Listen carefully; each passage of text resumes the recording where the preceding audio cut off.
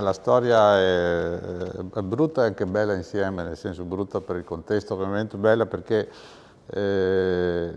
all'inizio marzo, quando abbiamo capito che la pneumologia, che è stata un po' chiamata in prima linea fin dall'inizio, ma non ce l'avrebbe mai fatta da sola, abbiamo unito praticamente le forze di 4 reparti più la rianimazione ovviamente, per fare un unico reparto gestito pariteticamente da tutti, che si coordinava in 2 riunioni giornaliere in questo ambiente dove tutti, direttori e medici, ci si trovava di fronte a un'unica cartella clinica, a un unico foglio su cui discutere i pazienti, decidere, prendere le decisioni importanti di diagnosi, di terapia, ed è stata un'esperienza, direi, decisamente nuova e particolare. Sono 40 anni che faccio pneumologia, ma io non ho mai visto nulla del genere, insomma, in 40 anni di esperienza professionale.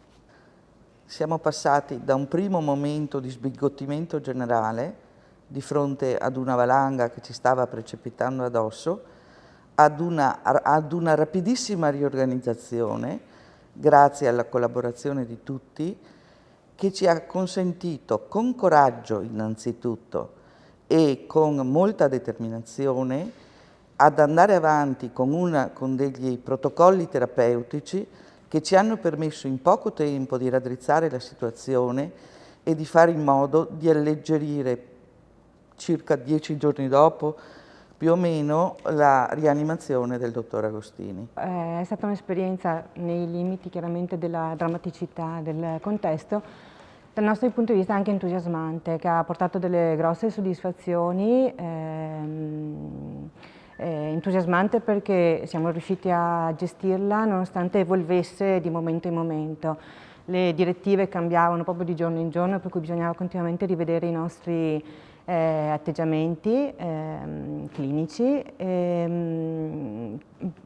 però appunto questo è stato sicuramente stimolante per tutti, abbiamo acquisito comunque delle competenze che prima non avevamo. Posso aggiungere che ci sono state delle drammaticità per quanto riguarda la comunicazione, no? È stato molto difficile, forse la cosa che più ha creato sofferenza è stata l'impossibilità di poter comunicare con i familiari in maniera adeguata e con i pazienti. Questo sicuramente è stato un aspetto molto pesante, ecco, nella nostra esperienza. È stata veramente un'esperienza inimmaginabile prima di questo evento qua.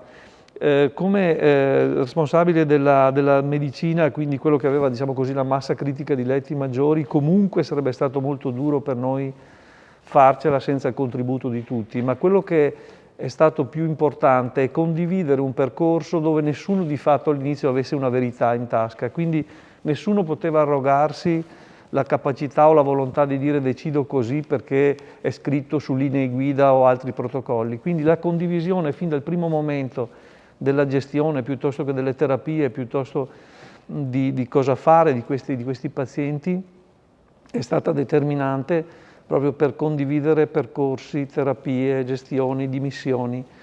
E questo ci ha permesso una gradualità molto utile dal punto di vista clinico, che partiva dal pronto soccorso, dove le persone non complicate venivano mandate a casa con l'adeguata assistenza o eventuale terapia, fino ad una gradualità che potesse portare ad un ricovero, ad una terapia semi-intensiva, ed ecco il contributo dei colleghi che avevano più esperienza con ventilatori piuttosto che con caschi e quant'altro, e fare di tutto perché poche persone andassero all'estremo, voglio dire, della terapia, che ovviamente era la rianimazione del dottor Agostini.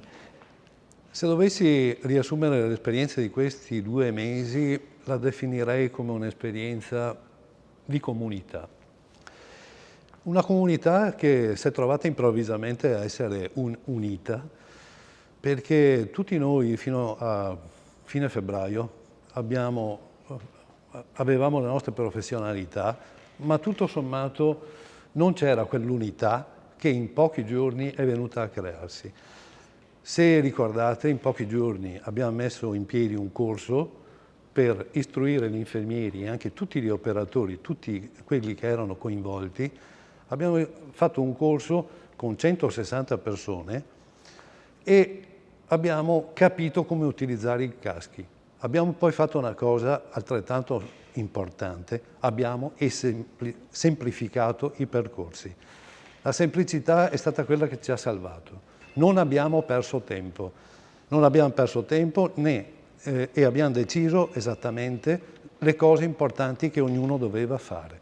Se vi ricordate, tante terapie che prima erano specifiche della terapia intensiva sono state date in mano vostra e gestite in modo ottimale.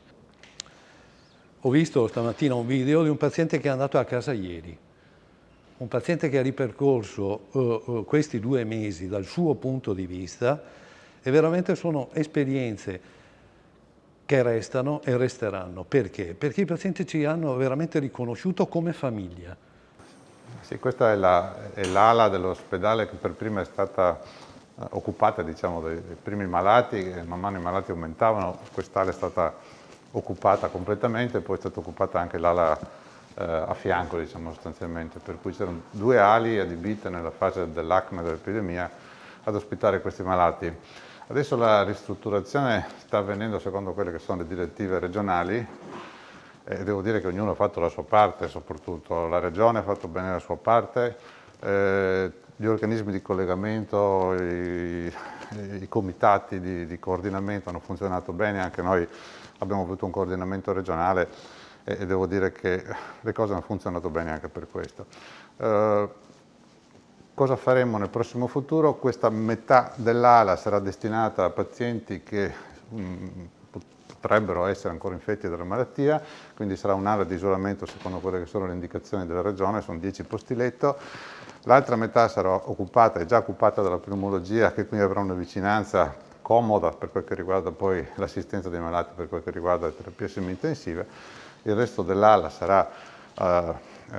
ospiterà la medicina e ci sarà anche un sistema di attenzione maggiore per quanto riguarda il monitoraggio dei pazienti. Abbiamo potuto istrallare delle centraline, dei monitoraggi che riescono a tenere più sotto controllo i pazienti, sono in arrivo anche delle attrezzature che ci permetteranno di affrontare meglio eventuali future urgenze.